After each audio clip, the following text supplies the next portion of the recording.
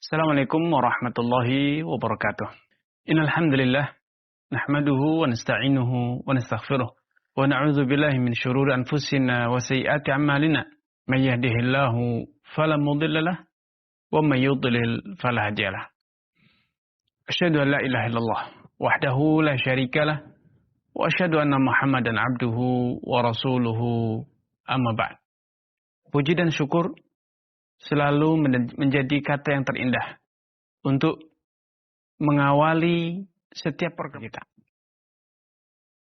Semoga Allah Subhanahu wa taala berkenan menjadikan program ini mengobarkan semangat beramal, memperluas hazanah keilmuan dan meneguhkan keimanan dalam diri kita.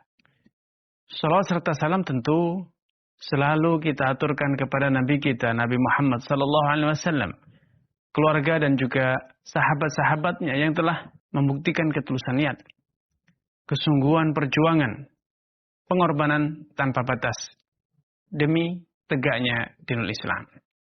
Kaum muslimin dimanapun Anda berada. Amman yujibul muttarra idza da'ah wa yakshifus su' wa ja'alakum khalafa'al ardi ilahum Allah. Adakah yang kuasa mengabulkan, menuruti, menjawab, merespon al-muttar, permintaan pertolongan, doa dan harapan orang-orang yang betul-betul telah terjepit. Wa yakshifus su', dan sehingga kemudian Allah SWT menyingkirkan kesusahan dan kesempitan yang sedang menghimpitnya. Ilahumma Allah, adakah ilah, adakah sesembahan yang layak untuk diibadahi selain Allah Subhanahu wa taala? Tentu tidak. Dalam hidup Anda, saya yakin Anda memiliki pengalaman pribadi, pengalaman spiritual dengan urusan doa, bahwa ternyata ketika bekal Anda telah habis, semua orang yang semula Anda harapkan pertolongan dan bantuannya ternyata telah cuci tangan dari Anda, tidak lagi sudi membela Anda. Ketika nalar Anda sudah tumpul, tidak lagi bisa menganalisa, mencari terobosan inovatif untuk bisa menyelesaikan masalah Anda. Ketika semua manusia mengatakan tidak lagi bisa, mereka sudah angkat tangan, tidak bisa untuk membantu Anda. Di saat itulah ketika Anda betul-betul membuka pintu hati Anda, kemudian Anda betul-betul mengetuk pintu Allah SWT, saat itulah Allah kabulkan doa Anda. Dikisahkan dalam banyak kisah orang-orang soleh, bahwa tatkala ia betul-betul telah dalam kondisi terjepit, obat telah habis, harta telah ludes untuk dia gunakan berobat. Semua tenaga medis sudah angkat tangan, mengatakan sudah pasrah saja. Hanya menghitung hari, menghitung menit atau detik, menghitung jam. Bahkan dengan yakinnya sebagian dokter mengatakan keluarga Anda ini persiapkan segala kebutuhan untuk mengurus kematian jenazahnya. Sudah tidak ada harapan, hanya menghitung hari saja, menghitung jam saja katanya. Namun tatkala hal itu disadari oleh si penderita penyakit, dia divonis telah akan berakhir dari kehidupan ini.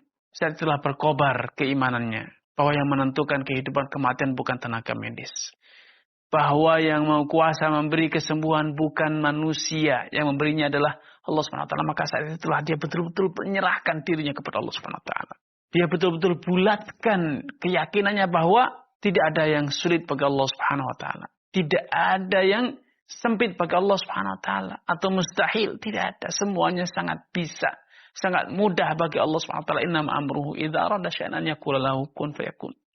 Sejatinya cara Allah, kalau Allah menghendaki sesuatu, maka Allah cukup berkata kun, maka terjadilah apa yang Allah kehendaki. Sebagai menutup paparan saya, dikisahkan bahwa di zaman Bani Israel ada seorang penjahat, pembunuh berdarah dingin. Dia telah membunuh 99 orang secara zalim.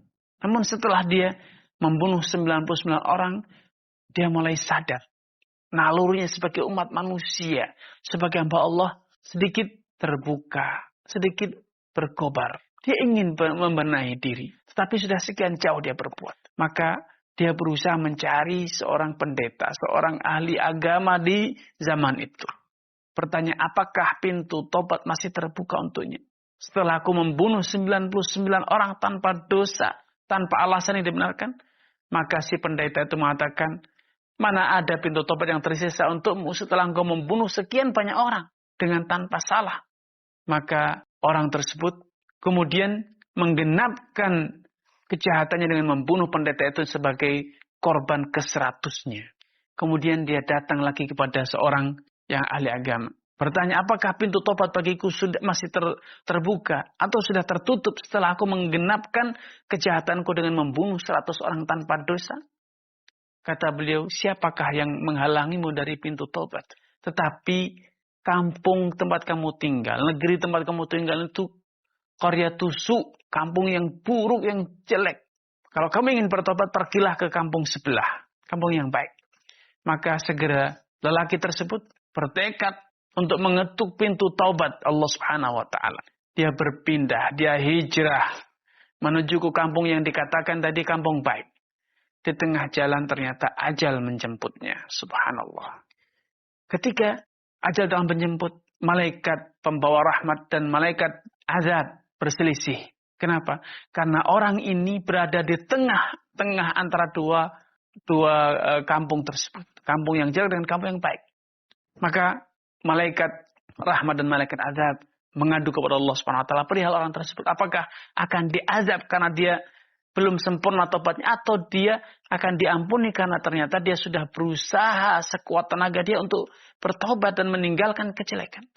Maka Allah Subhanahu wa taala perintahkan kepada bumi agar dia mendekat sejengkal dari kampung yang baik. Maka kemudian Allah perintahkan lagi malaikat itu untuk mengukur ulang.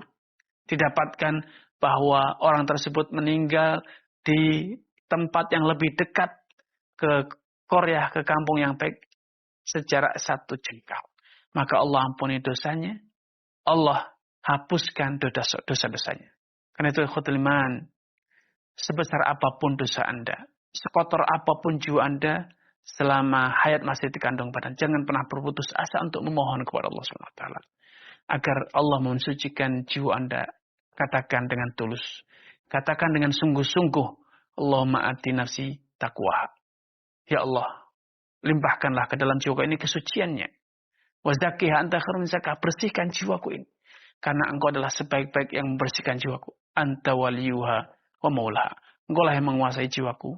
Dan engkau lah sesembahan jiwaku. Semoga apa yang disampaikan ini membuka hasanah dan wawasan baru bagi kita tentang bagaimana caranya kita bisa memiliki jiwa yang suci, jiwa yang senantiasa khusyuk kepada Rabb-Nya. Ini yang bisa saya sampaikan pada kesempatan kali ini. Kurang lebihnya saya mohon maaf. Billahi taufiq hidayah. Wassalamualaikum warahmatullahi wabarakatuh.